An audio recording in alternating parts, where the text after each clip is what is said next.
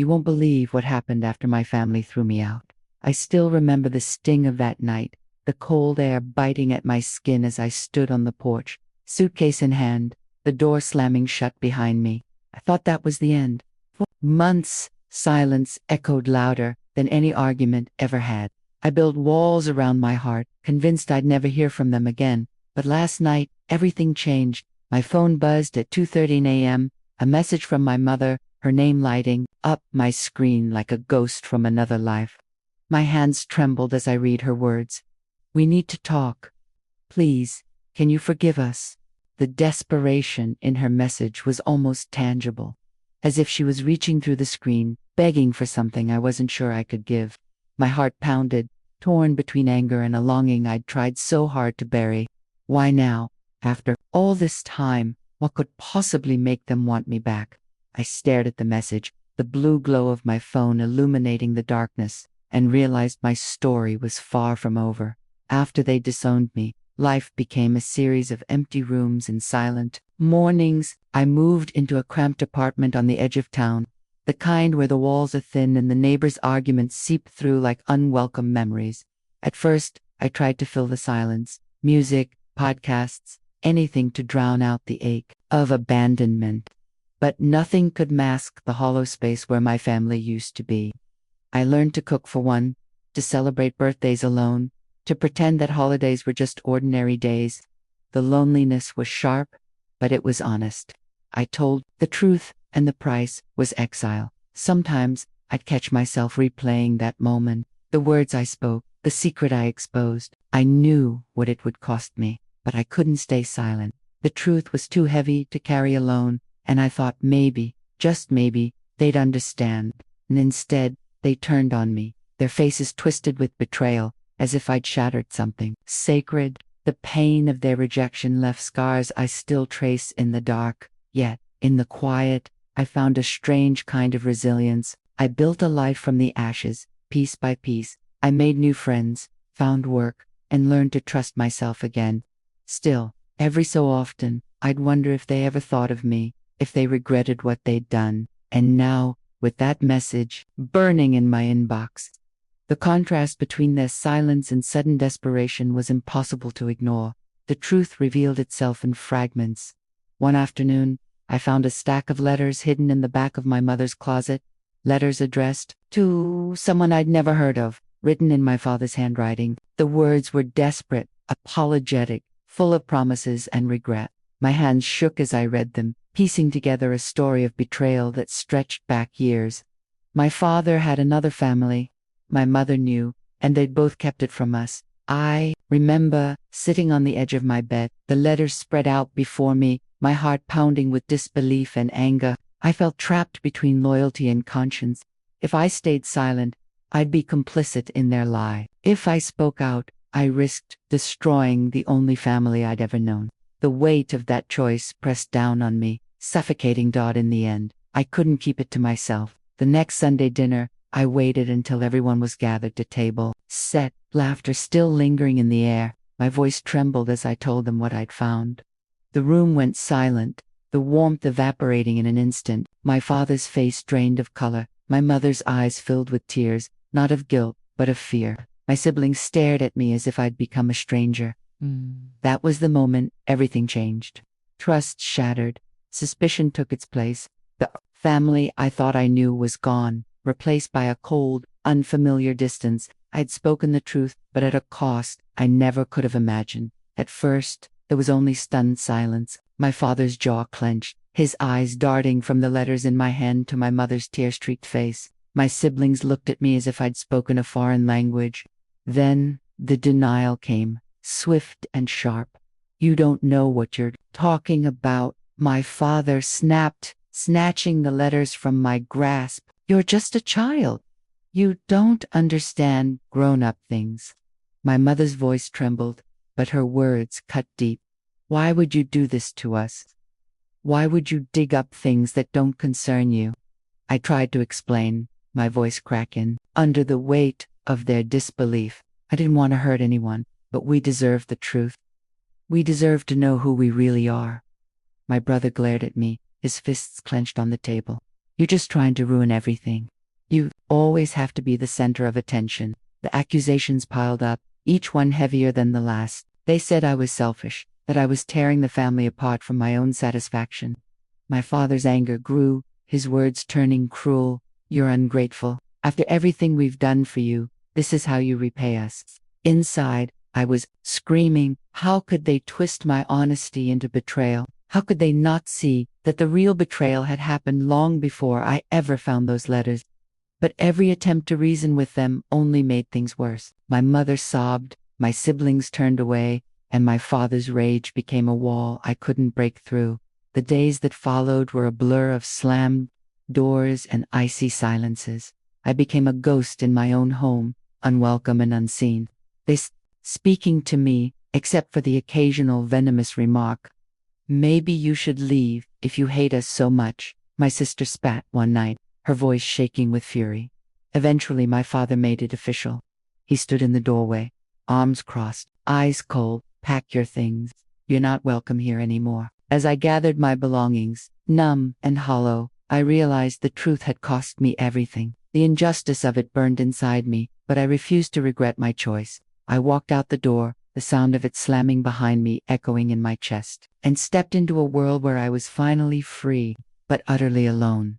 The first night on my own, the world felt impossibly large and indifferent. The air outside was colder than I remembered, biting through my thin jacket as I dragged my suitcase down unfamiliar streets. Every step away from that house felt like a betrayal of my own history, but there was no turning back. I found a cheap motel, the kind where the sheets smelled faintly of bleach and loneliness, and lay awake staring at the cracked ceiling, replaying every word, every accusation. Every slam door. Survival became my new routine. I took whatever work I could find, waiting tables, stocking shelves, cleaning offices after hours. My hands ached, my feet blistered, but I kept moving. Some days, the weight of isolation pressed so hard on my chest I thought I might break. I missed the comfort of family rituals, the easy laughter, even the arguments that once seemed so trivial. Doubt crept in during the quiet moments. Had I done the right thing? Was honesty worth this kind of pain? But in the darkness, small lights appeared. A coworker noticed my exhaustion and offered me a ride home. The old woman in the apartment next door left a plate of cookies at my door with a note, "Hang in there." These gestures, tiny but sincere, reminded me that kindness still existed, even if it didn't come from the people I'd expected. I learned to rely on myself, to find strength in my own convictions. Each day I survived was proof that I could endure, that I could build something new from the wreckage. The scars of betrayal ran deep, but so did my resolve. I was alone, yes, but I was also unbroken, and I refused to let their rejection define me. Months passed, and I learned to live with the ache of absence. I stopped expecting apologies, stopped hoping for understanding.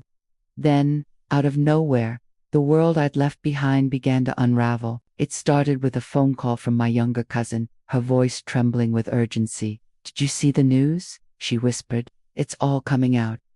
My father's secret life, his other family, the years of deception, had finally surfaced. Someone had tipped off a local journalist, and suddenly the story was everywhere. Headlines, whispers, neighbors' sideways glances. The truth I'd carried alone was now public knowledge, impossible to deny or bury.